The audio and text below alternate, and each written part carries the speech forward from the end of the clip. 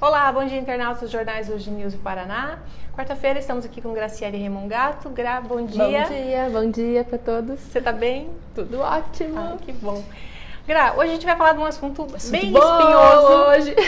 Se prepare, puxa a cadeira, porque hoje vai ser umas 3 horas de conversa. A gente vai falar... na verdade, eu acho que é muito comum isso nas relações. Muitas vezes tem gente que classifica, tem gente que julga como é bom, é ruim, tem gente que diz que gosta, tem gente que diz que não gosta. Mas o que é o ciúme? Como é que a gente enxerga o ciúme dentro de uma relação? Pois é. Então, como sempre, vamos pôr os óculos sistêmicos para a gente poder, sim, olhar para isso de uma maneira ampliada. Quando a gente pensa numa relação e experimenta uma relação de casal, um romance, até às vezes é gostoso ter um pouco de ciúme para até apimentar a relação, e a gente sente o ciúme até como uma prova de amor, mas tem outros momentos em que o ciúme começa a impactar de uma forma negativa na relação. Então tem um momento em que ele é natural. Tem um momento que ele é gostoso, né? E todo mundo que tem um relacionamento se sente valorizado quando o outro desperta um pouco de ciúme, mas é assim, é sutil, né? E a gente tem que perceber também que o limite entre ser sutil e gostoso e ser uma coisa que afasta a relação, ele é bem sutil demais, esse limite. E é bacana a gente ficar atento ao que está por trás. Porque tem uma frase que Bert Hellinger diz, que é uma frase bem impactante. E ele diz que quem tem ciúmes está dizendo, vá embora. Nossa, quer dizer, é totalmente o contrário, né? Porque geralmente quem tem ciúme justifica isso, né? Que não quero te perder, isso. Não quero te dividir. E é uma frase impactante justamente por isso. Eu não quero perder o meu parceiro. Nossa, tudo que eu não quero é perder o meu parceiro. E esse ciúme, esse desconforto de medo de perdê-lo, é justamente para não perder. Como assim? Como eu tô falando para ele ir embora com os ciúmes, né? O que significa isso? E os ciúmes é uma coisa assim, quem sente, quem lida com isso, depois a gente fala de quem do outro lado, mas quem sente os ciúmes é uma coisa desconfortável, é uma coisa horrível. A impressão que se tem é que ninguém quer ser ciumento. Claro. Então, quando Bert Hellinger fala uma frase dessa, e tem várias frases, e isso está muito solto na internet, inclusive, para quem acompanha, esse movimento das constelações, todas essas frases concretas que Bert Hellinger diz, não significa só a frase, tem algo grande por trás de uma frase dessa, tem todo um contexto. E cada frase, cada situação, cada circunstância, cada casal, cada um que experimenta isso tem um contexto próprio, uma história própria que deve ser considerada. Não tem como eu dizer ciúme é tudo igual e é assim, assim, assim, assim. E eu descrevo o que significa ciúme e o que significa esse vai embora, né? O que está por trás desse vai embora. Então, sempre que nós falamos de sistêmico, sempre que nós falamos de constelação, a gente precisa considerar o contexto da história que está vindo. Então, se você tem uma história de ciúmes, o que vem junto com essa história? Se a outra pessoa vem com uma história de ciúmes, é totalmente distinto da tua história, da minha história, da história do outro. Quer dizer, a pessoa que é ciumenta, ela muitas vezes é classificada como insegura, como imatura, né, como possessiva. Não necessariamente é isso. Não necessariamente, porque existe uma história que vem junto com ela. E como a gente começa a olhar para essa história?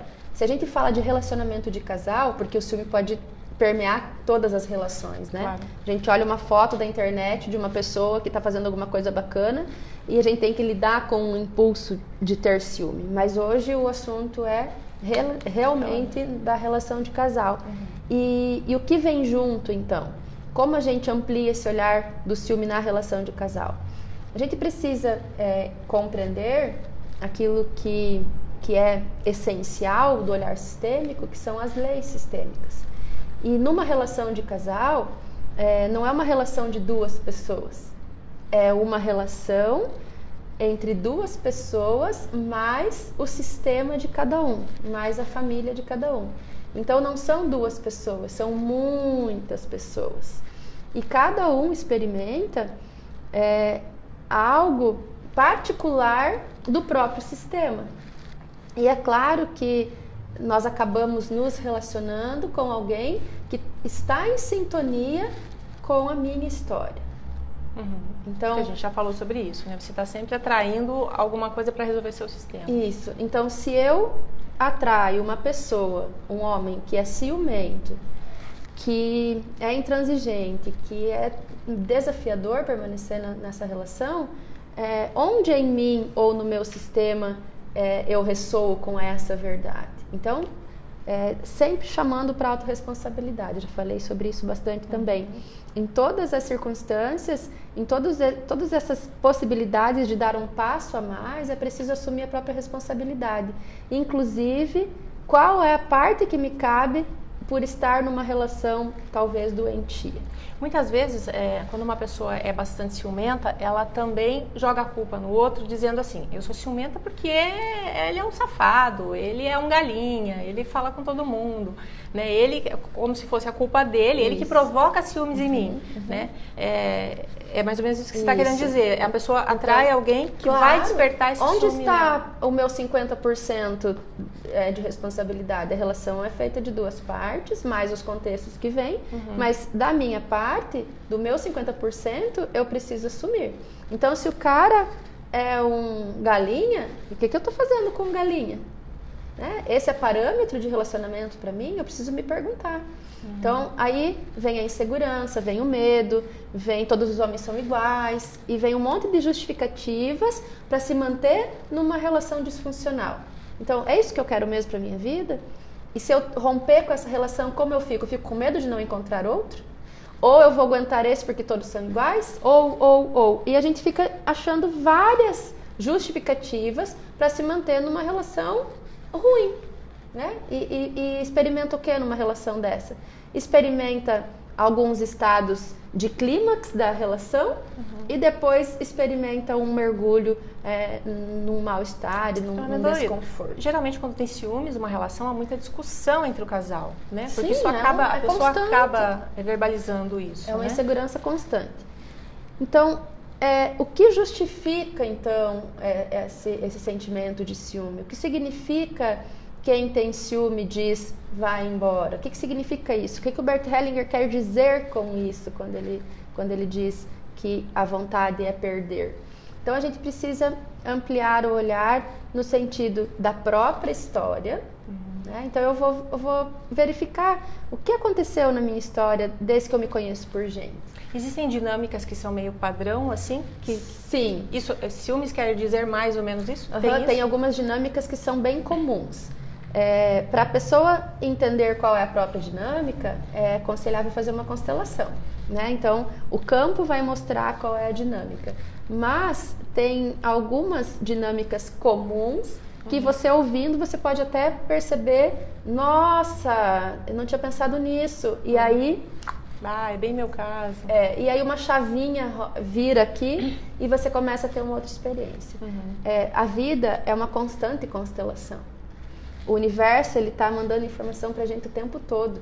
E muitas vezes não precisa de uma intervenção, precisa só se abrir para entender aquilo que a situação está te mostrando.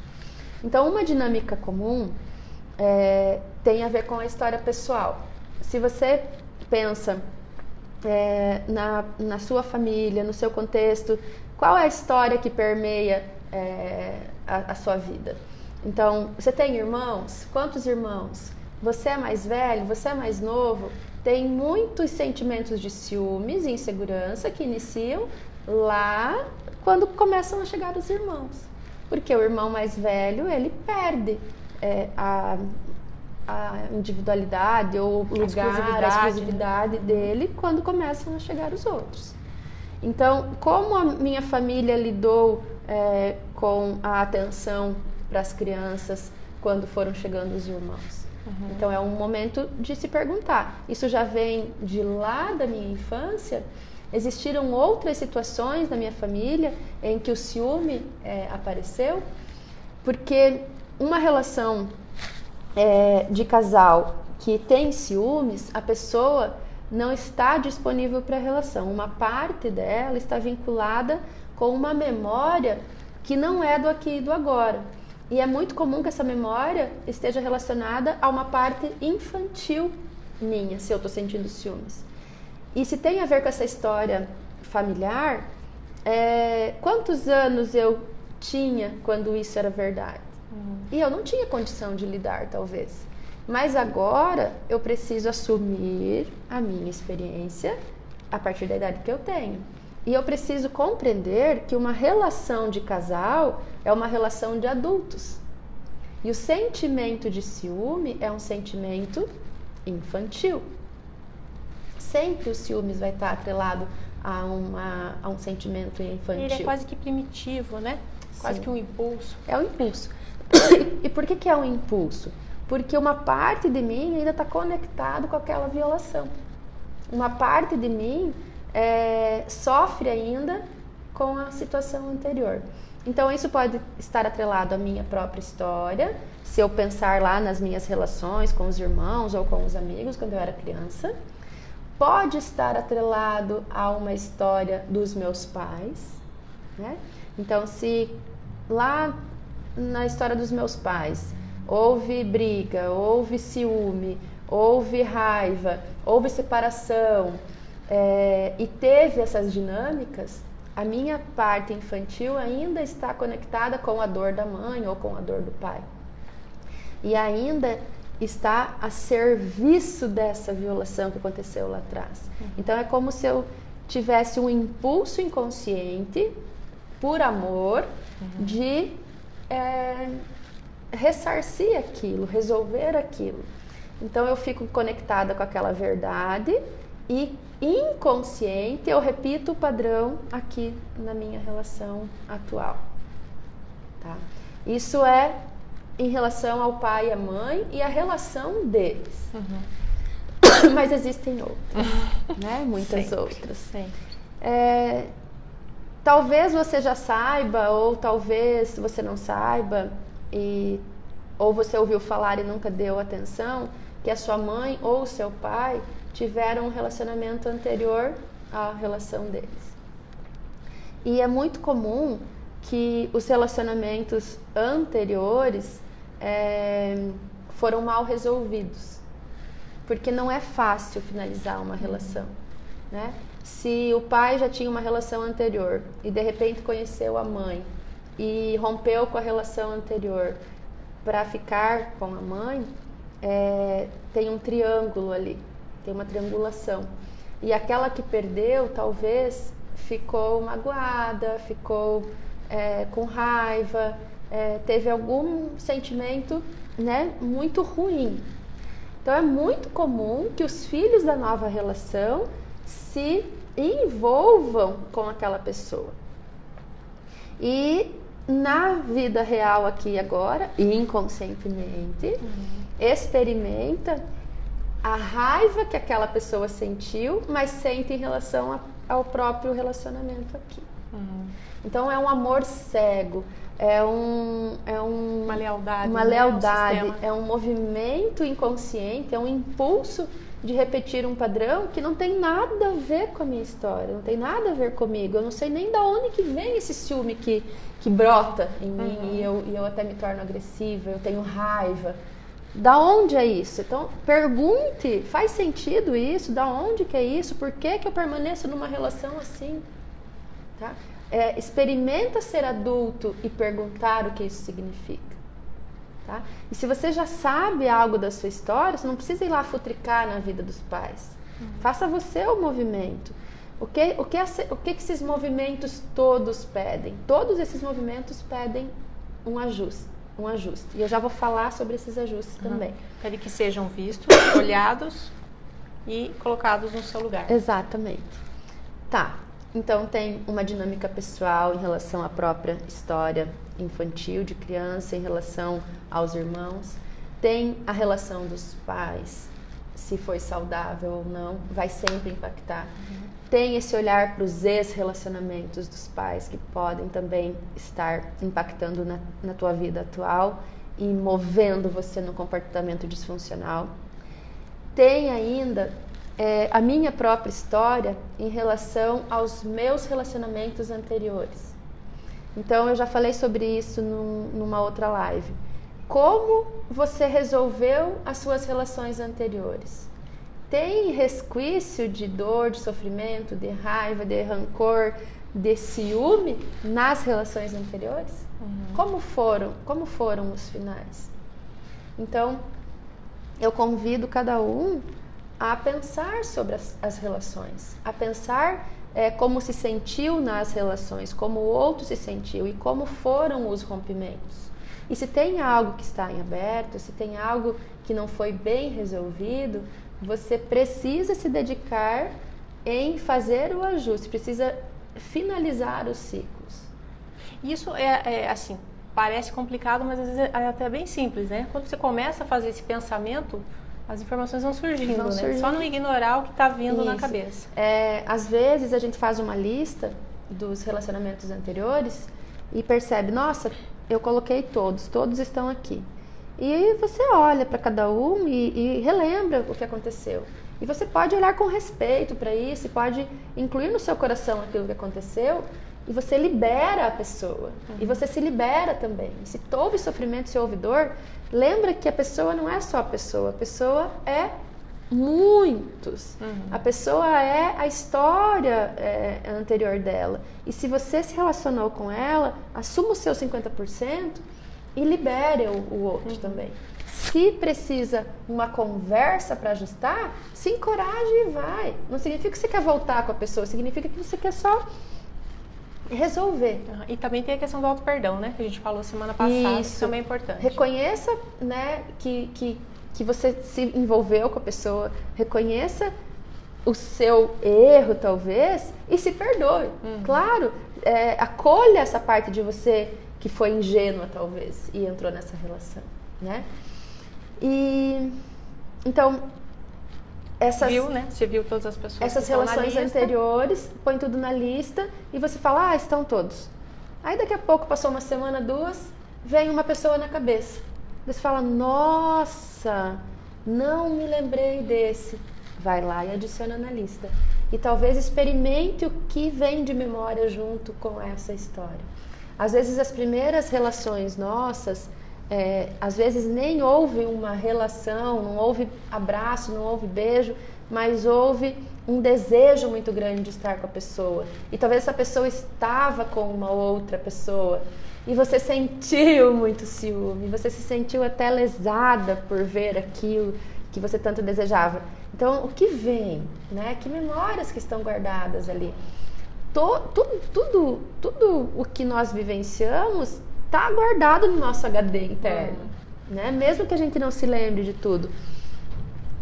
Teve uma dinâmica, eu estive em São Paulo agora no final de semana passado, no módulo 11 da minha formação, e uma das dinâmicas que nós fizemos foi a de olhar para as primeiras relações, ou para a primeira relação. E é tão lindo se propor a olhar. Porque quando a gente é adolescente, quando a gente está nessa virada de criança para jovem, para adolescente, a gente não tem noção de como lidar com as emoções.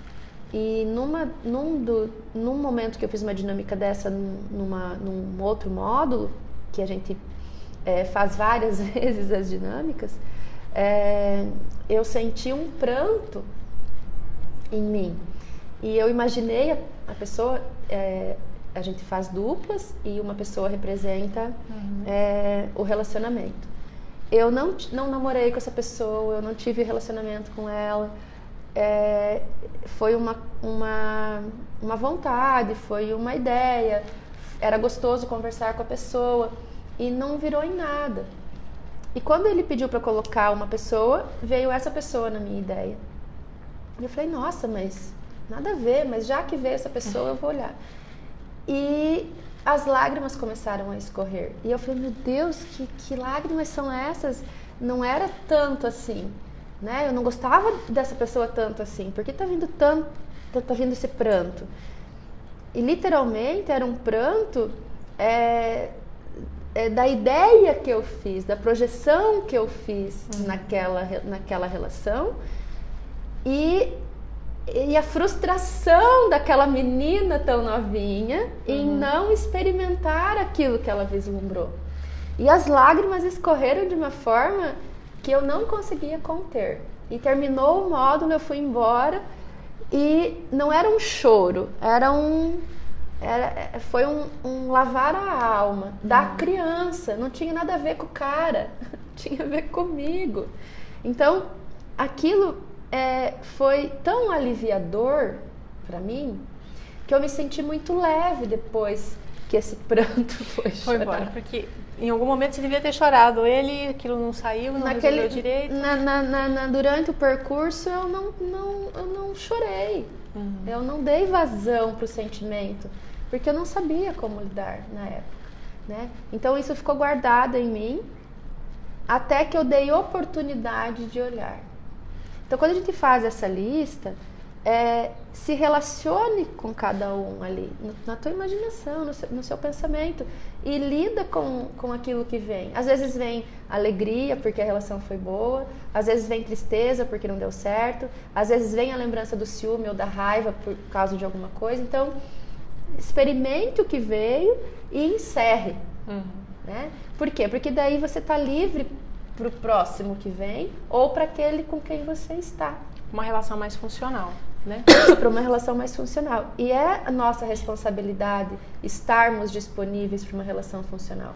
Porque se eu estou muito conectada com aquilo que aconteceu no meu passado, eu não estou disponível para me dedicar na relação.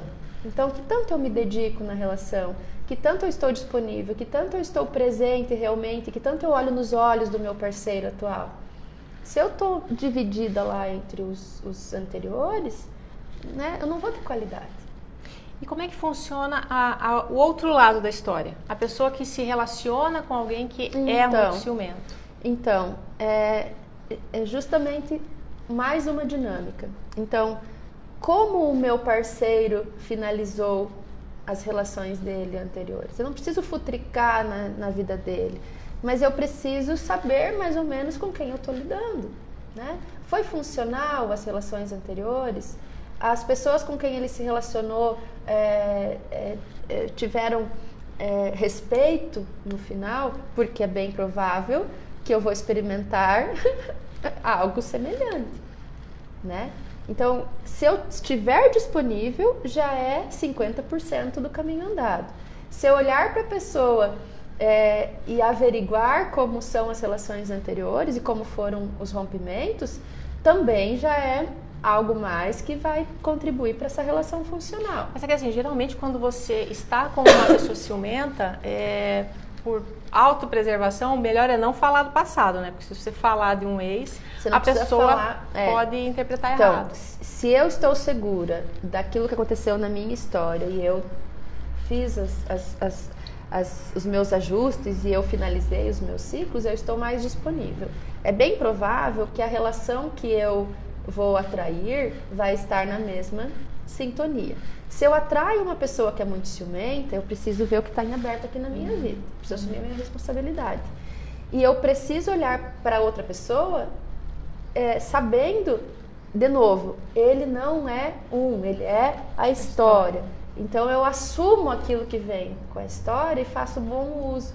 Porque se ele tem muitas características boas, eu vou me comportar, eu vou pensar como é que eu me dedico nessa relação para ela ser funcional. Se o meu marido é ciumento, eu vou sair com um decote no umbigo?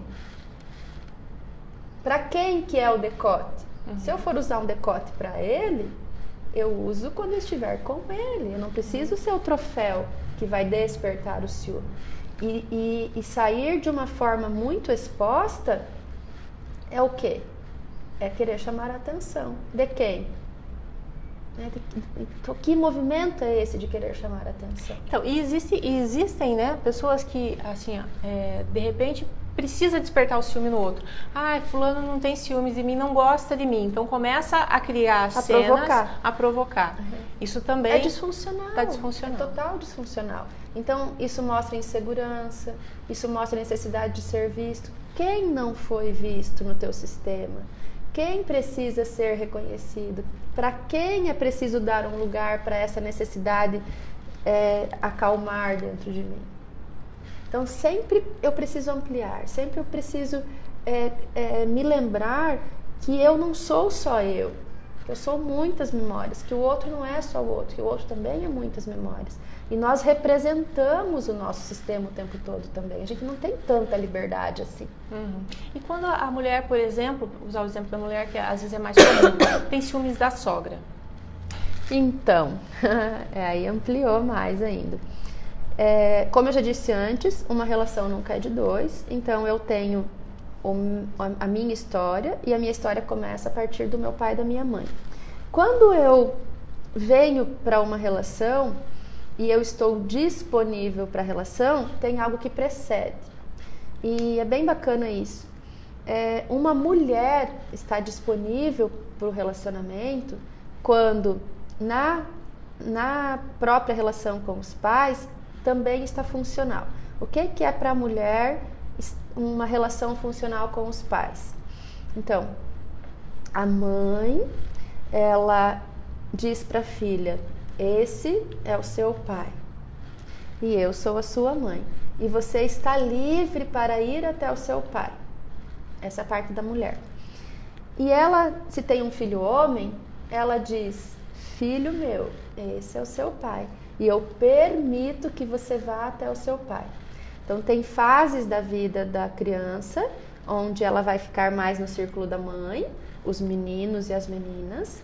Daí tem uma outra fase em que tanto o menino quanto a menina vão para o círculo do pai. E tem uma outra fase em que a menina volta para o círculo da mãe e o menino permanece no círculo do pai. Esse é o movimento funcional. Tá? Qual é a dinâmica de uma pessoa que entra num relacionamento e tem ciúme da sogra? Porque ele dá mais atenção para a mãe dele do que para mim. Ele faz tudo para a mãe dele, não faz nada aqui em casa. Isso. Então, o que acontece? Essa dinâmica onde a mãe permite que o filho vá até o pai e que ele permaneça no círculo do pai, não é real lá no sistema desse parceiro que faz tudo pela mãe. Porque ele está fazendo uma função com a mãe, que é a do pai. Então, ele assume um lugar lá na relação onde ele serve a mãe como se ele fosse o marido da mãe. Por quê? Vários motivos. Ou os pais se separaram, ou o pai não está presente, ou a mãe toma conta do filho, não deixa ele ir para o pai e ele se torna o filhinho da mamãe. Então, existe um leque de coisas. Quando a mãe diz: eu permito que você vá até o seu pai. Uma mãe fala isso para o filho homem: eu permito que você vá até o seu pai. E eu abençoo você para que você seja como o seu pai ou da forma que você desejar. O filho fica livre. E quando a mãe assume o próprio lugar na relação: esse é o meu lugar, eu sou a mãe. Aqui é o lugar do pai e o lugar dos filhos é na sequência, tem uma ordem aqui bem distinta. Então o filho não precisa vir se posicionar aqui. Agora, se a mãe é frágil, se a mãe está sempre reclamando do pai, se a mãe foi traída pelo pai, se o pai abandonou a casa, se o relacionamento dos pais por qualquer motivo terminou e a mãe não soube lidar com a situação, o filho vem e se coloca no lugar do pai. Ou a filha vem e se coloca no lugar do pai também, ou em relação ao pai se coloca no lugar da mãe. Então, um casal que reclama um do outro, ele está dizendo qual mensagem para o filho? O seu pai não presta, eu espero que você não seja como ele. Você, pelo amor de Deus, se comporte de uma maneira melhor com as mulheres. Ele vai ter uma tendência a se posicionar aqui e a fazer algo em função desta relação que não tem nada a ver com ele. Então, essa pessoa não está disponível para um relacionamento funcional com uma outra mulher, porque ele está muito envolvido, emaranhado com a própria mãe. E quando ele sair buscar uma relação, ele vai estar sempre buscando a mãe. Sempre buscando a mãe. E aí a parceira vai falar, meu Deus, mas o que é isso? Aí a segunda parte, onde em mim isso é verdade? Aí eu posso vir, se o meu relacionamento está assim, um filhinho da mamãe que fica ali na barra da saia da mãe. Na minha casa, como que é? Será que eu sou a filhinha do papai? Porque é bem comum que o filhinho da mamãe se encontre com a filhinha do papai. Essa é a dinâmica mais comum nas relações. Vai dar certo? Vai ser um tumulto essa relação. Porque ela procura o pai e ele procura a mãe. Nunca vão ser um casal. Então, eu olho para a minha relação com os meus pais e eu vou identificar. Eu estou no meu lugar de filha ou eu estou aqui no meio da relação dos meus pais? Eu julgo, critico a relação, ou o jeito que o meu pai se comporta, ou o jeito que a minha mãe se comporta. Tem um motivador aqui que mesmo inconscientemente, eu estou pensando que eu sou melhor do que a minha mãe e eu trataria o meu pai muito melhor do que a minha mãe trata. Isso é muito, muito, muito comum. Então, as objeções que eu tenho em relação aos meus pais me colocam numa posição disfuncional, eu violo a ordem. Quando eu violo a ordem aqui no meu sistema de origem, ou quando o meu parceiro está violado na ordem no sistema de origem, a gente vai experimentar uma relação disfuncional também. Porque tudo aquilo que está em desordem nesse primeiro nível, que é a família de origem, vai se desdobrar nas outras relações. Não tem como eu estar desorganizada no meu trabalho ou no meu casamento se aqui está tudo em ordem. Então, onde começa tudo isso? Eu tenho que começar por aquilo que é o básico, que é essa relação familiar. E uma outra situação, quando a pessoa repele ciumento, ela não aceita ciúmes de jeito nenhum. Então, bem legal isso, Carla. Se eu estou numa relação e eu atraio um homem ciumento, por exemplo, e eu tenho pânico de homem ciumento, eu rompo a relação, fico sozinha, mas não fico com ciumento. O que está vibrando em mim? Então aqui me vem muito claro uma conexão, uma lealdade com uma ex-relação ou do meu pai ou da minha mãe, ou de alguém do sistema, lá no histórico dos meus avós, dos meus bisavós, que sofreu muito com uma pessoa que era possessiva. Então tem uma memória de que Deus me livre sofrer igual a minha avó ou a minha bisavó. Então é bem provável que eu estou vinculada com uma história do passado, onde houve privações por conta do ciúme, e eu já tenho uma repelência de entrada, de cara. Não suporto e eu rompo. Quando poderia liberar essa emoção e essa memória, e sim experimentar essa mesma relação de uma forma funcional. Porque esse criatura, que nem diz a Rosana, que chega na minha vida e que desperta em mim esse repelir, ele só está querendo me dizer algo. E talvez ele está querendo me dizer, olhe para aquilo que está vibrando lá atrás, olhe para aquilo que foi sofrimento lá atrás, porque aquilo também tem um lugar e aquilo também pertence. E só porque essa avó, essa bisavó, essa pessoa suportou aquela relação, é que a vida chegou até mim. Porque se ela tivesse feito como eu, repelido de cara, as gerações na sequência não teriam acontecido. Então, é bem legal você ter perguntado isso, porque o que nós fazemos então, se a gente experimenta, né, uma relação com ciúmes, como eu posso... Que comportamento essa situação me pede para que isso termine e para que a minha relação pacifique e para que eu experimente, então, de uma forma gostosa o meu relacionamento. Então, a gente volta nas leis sistêmicas. A lei do pertencimento diz, todos pertencem.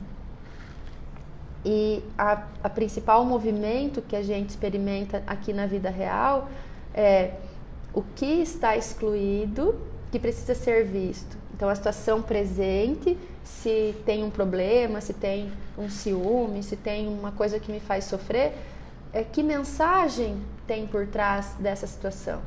E é bem provável que tenha uma inclusão a ser feita.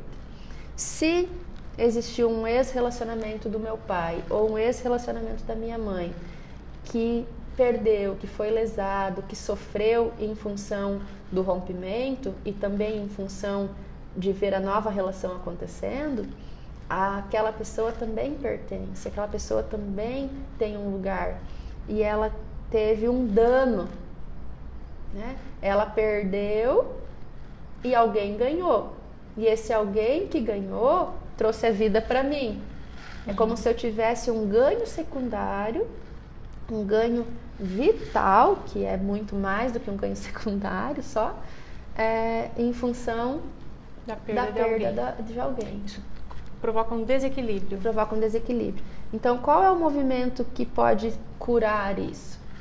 É olhar, e quando eu falo olhar, é um olhar interno, é um olhar de experiência. Então, eu preciso olhar para a pessoa, eu imagino essa pessoa, e eu olho para a dor e para o sofrimento dela. E eu olho com coragem. E eu digo, eu vejo você, e eu vejo toda a sua dor, e eu sinto muito. Você também tem um lugar, você também faz parte. E a minha vida é às custas da sua perda. Por favor, me olhe com carinho. Ó, você percebe que vem uma emoção, né? Só eu tô fazendo aqui, não tem uma situação específica, mas a emoção acontece. Porque sim, isso é comum no teu sistema e no meu sistema também. Essas histórias de amor, elas acontecem em todas as famílias. E nem sempre isso é falado, né? Porque claro. Muitas vezes, assim, por que eu vou relembrar o passado? Claro. Por que eu vou contar? Já estou aqui mesmo. Então, a cura acontece quando aquilo que pertence é visto, reconhecido, integrado e lembrado. Então, aquilo existe, aquilo então eu preciso enxergar isso, eu preciso lembrar que isso aconteceu.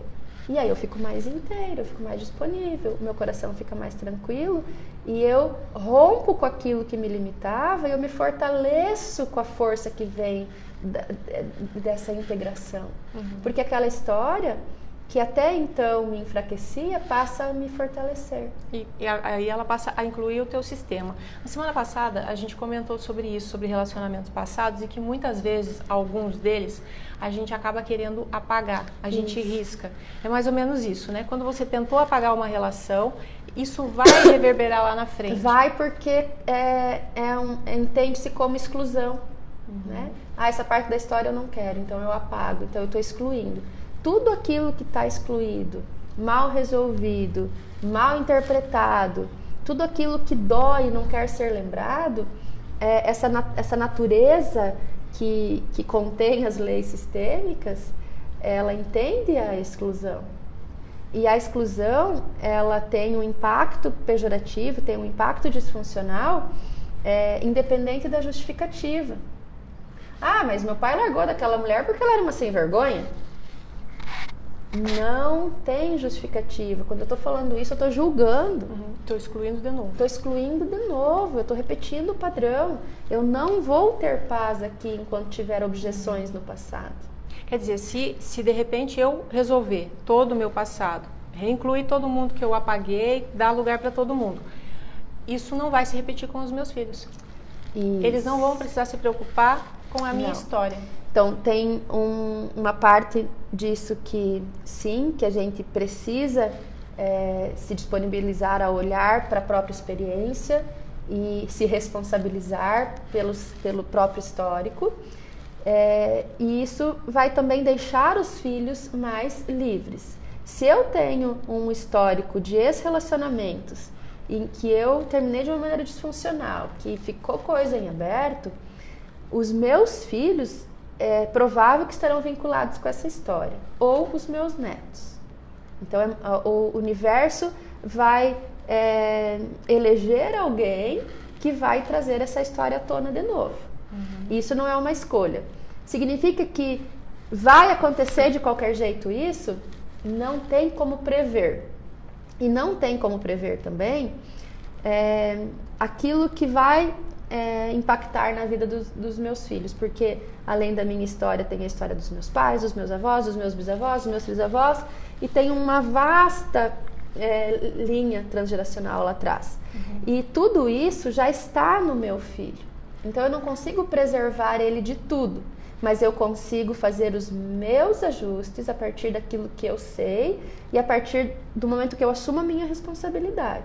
Então eu preservo os meus filhos de se responsabilizarem e de se emaranharem nas minhas próprias questões. Claro. E quando você resolve em você, você já resolveu... Resolve para trás e para frente, né? Não significa que eu tenho garantia que nada vai acontecer, porque justamente os nossos percalços, os nossos problemas, nosso comportamento faz com que a gente se desenvolva. Então, se uma pessoa nasce e não tem nenhum motivo para buscar recursos e tal, é capaz de ficar o dia inteiro no sofá. Não vai ter músculo, não tem força de ir para a vida. Claro. Então, o que motiva nós a irmos para a vida é ter um objetivo, ter um foco e saber como lidar com aquilo que é a verdade de cada um. Se a minha vida está eu quero preservar os meus filhos de tudo, então eu vou colocar eles numa redoma e eles vão virar o que na vida? Claro. Você sempre comenta sobre a questão da postura sistêmica, né? Inclusive existe o curso para isso, para a gente não repetir, né, essas violações às leis, né? E evitar novos emaranhados para frente. Então, isso é possível, a gente corrige o passado e também evita problemas de futuro. Mas também, você sempre fala que todo mundo tem direito a uma vida bem-sucedida, que pode se sentir pleno. É comum, por exemplo, a pessoa que tem uma vida mais ou menos, e porque talvez está reverberando algum problema lá atrás, mas ela entende assim, todo mundo é assim mesmo, e não olha para isso. Daí ela fala assim, não, eu não tenho problema, porque a vida é assim mesmo, né? Meu marido é ciumento, mas isso é normal, prefiro ele assim do que ausente e tal. É comum as pessoas tratarem uma disfunção como algo normal e arrastar a vida? Claro. Então, por que uma pessoa tem uma memória de que a vida é assim mesmo? Porque a gente se acostuma com o sofrimento, a gente se acostuma com a vida mais ou menos, a gente se acostuma com... até eu estava conversando com meu marido semana passada, ele falou assim, as pessoas se acostumam com a política distorcida, se acostumam com uma realidade que não faz sentido nenhum, mas já repetiu, e a gente cruza os braços e fala, a vida é assim mesmo. O que leva uma pessoa a se conformar com uma vida mais ou menos? Então aqui também tem essa lealdade, esse amor cego às gerações que vieram antes.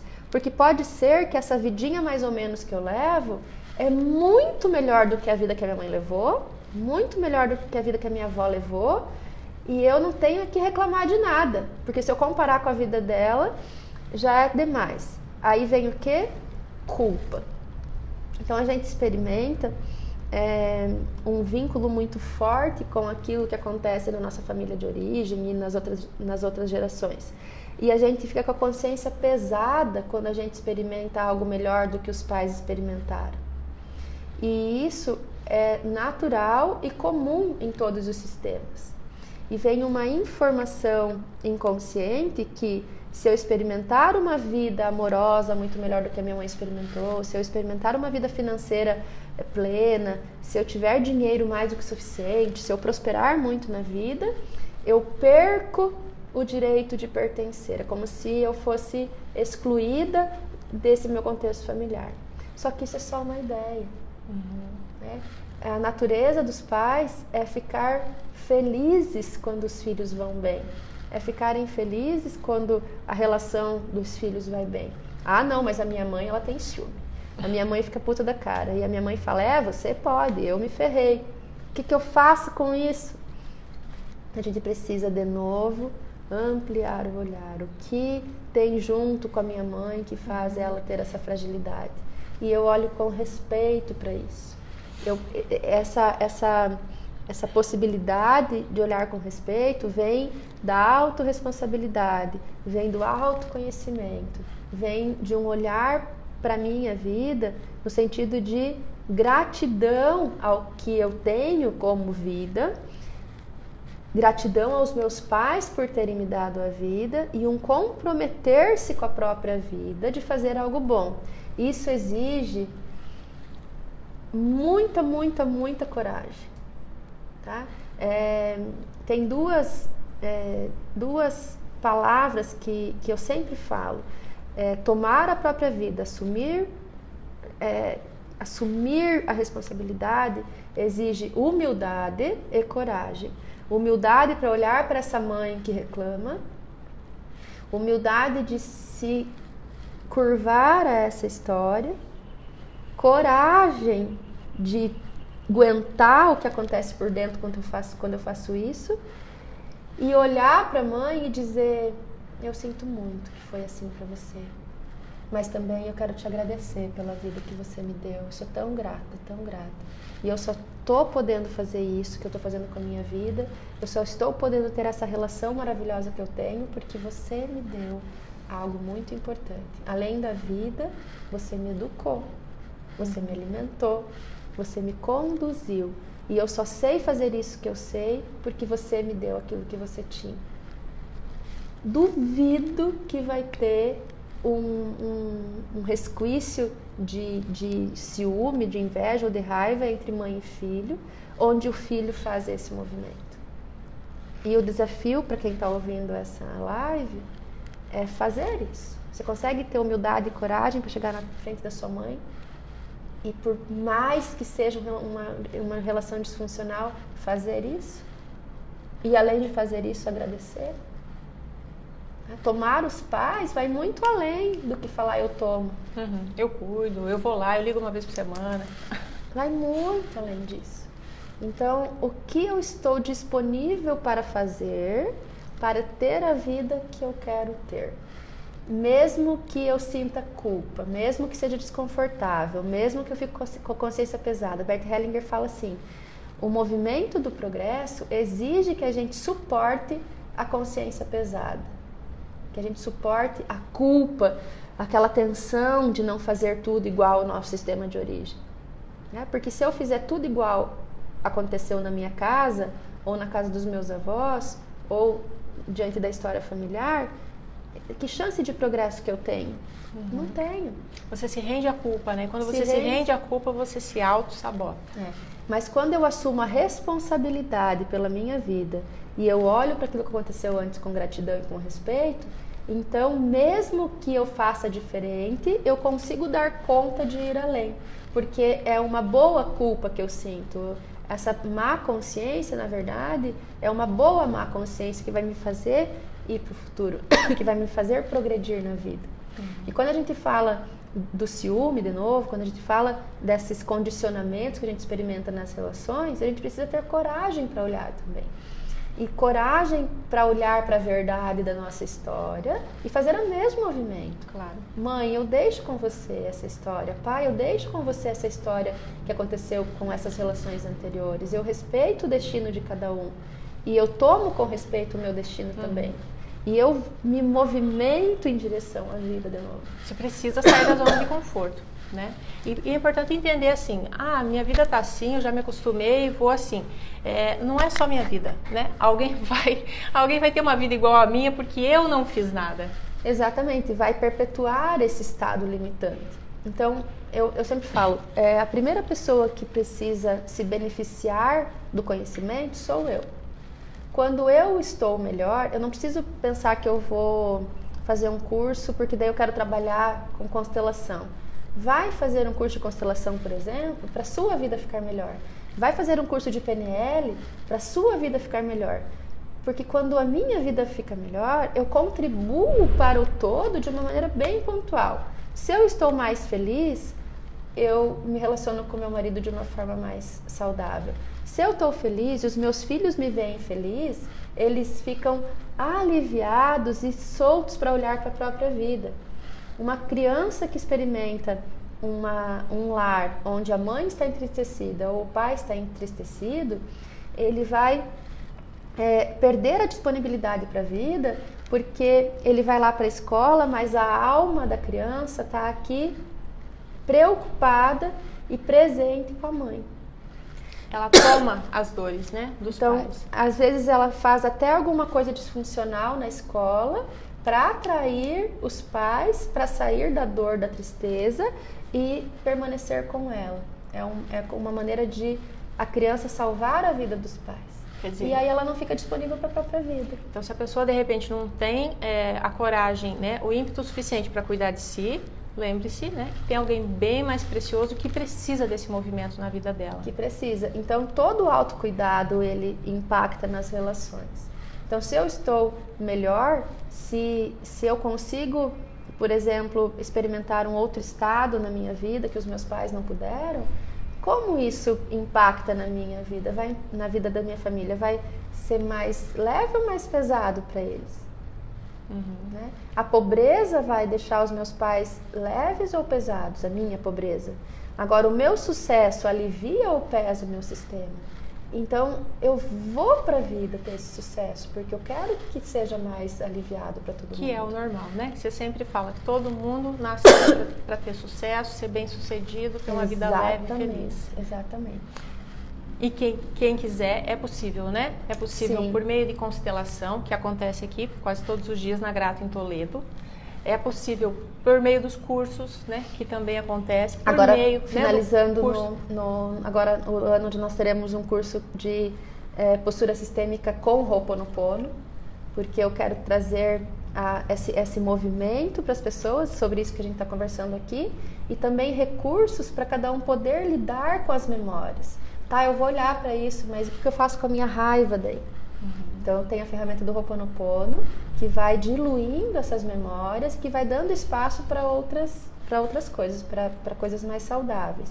Então, eu vou ensinar a postura sistêmica e vou trazer junto a ferramenta do Ho'oponopono para que a pessoa possa usar isso junto para ter um resultado mais efetivo mesmo. Legal. Isso vai ser presencial ou vai ser online? Vai ser online, pelo WhatsApp. E daí é mais fácil, todo mundo pode participar. Acaba ficando até mais barato. É mais barato, mais fácil, você pode ouvir a hora que quiser. Tem as tarefas e é bem bacana. Eu vou acompanhar bem de perto todo esse percurso de cada um no curso. Agora, dia 15, 16 e 17 de novembro, nós temos um curso de PNL sistêmica. A PNL sistêmica é algo maravilhoso, é algo que traz nós para a nossa presença, para a nossa autorresponsabilidade. PNL é uma ferramenta fundamental para todas as pessoas, em qualquer circunstância da vida. Vai aprender como é que essa parte cognitiva funciona e onde estão os padrões que contribuem para esses limites que eu experimento na vida. Então, é bem comportamental, com muita dinâmica e com um olhar sistêmico também. Legal, porque daí ele sai, né? PNL, para quem não sabe, programação neurolinguística, né? Que ensina, assim, você ler outra pessoa, se comportar, a como se expressar, a como interpretar tudo que acontece à nossa volta. Então, vocês reúnem a parte técnica, né, da PNL, mas também com a vivência. Com a vivência e todo o sentimento, porque né? É claro que a gente precisa lidar com os próprios padrões para a gente elevar o nível, né? Não tem como passar batido. Não tem como só saber pelo intelecto. Você sai do mecanicismo, né? Você sai da razão. Exatamente. Então, esse curso é vivencial. Dia 15 é feriado. Então, começa na sexta-feira de manhã. Sexta o dia inteiro, sábado o dia inteiro e domingo finaliza com o almoço. Legal. Aqui na Grato mesmo, será aqui em Toledo, mas vai ser num seminário. Quem tiver interesse pode entrar em contato com a gente passa a programação certinho. Legal. E as pessoas que têm interesse, que querem indicar amigos, recebem um bônus também para poder facilitar também a forma de pagamento, né? Legal, gente. Eu já olhei e tem parcelamentos, tá? É possível pagar parcelado, não vai se apurar. Sim. O curso não é caro. É legal. Se o valor do curso for o motivo para a pessoa não estar, é uma bela desculpa. Então, a vontade jeito, né? Precisa ser maior do que qualquer outra coisa. E quando nós estamos determinados em melhorar a vida, o dinheiro aparece. E a gente é muito aberto a negociar o pagamento, porque a gente facilita o pagamento para que a pessoa possa se beneficiar do conteúdo.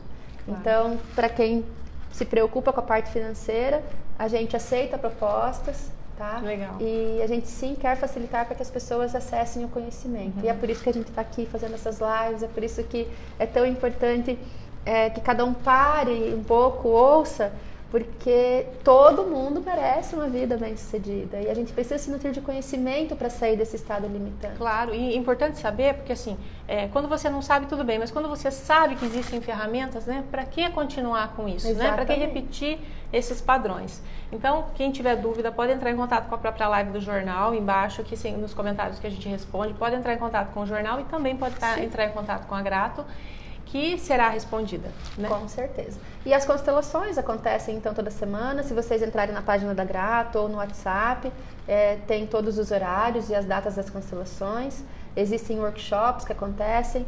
Todas as pessoas que participam de um grupo de constelação se beneficiam muito, mesmo se não fizer a própria constelação.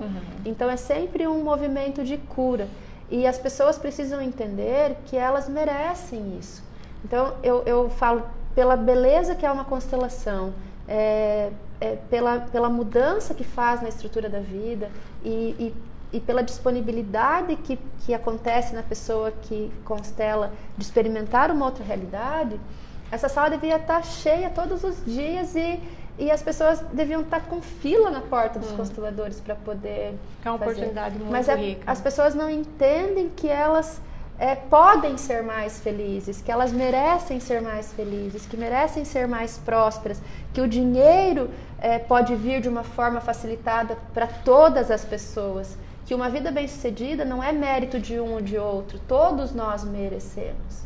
Então, vá de encontro àquilo que te faz feliz.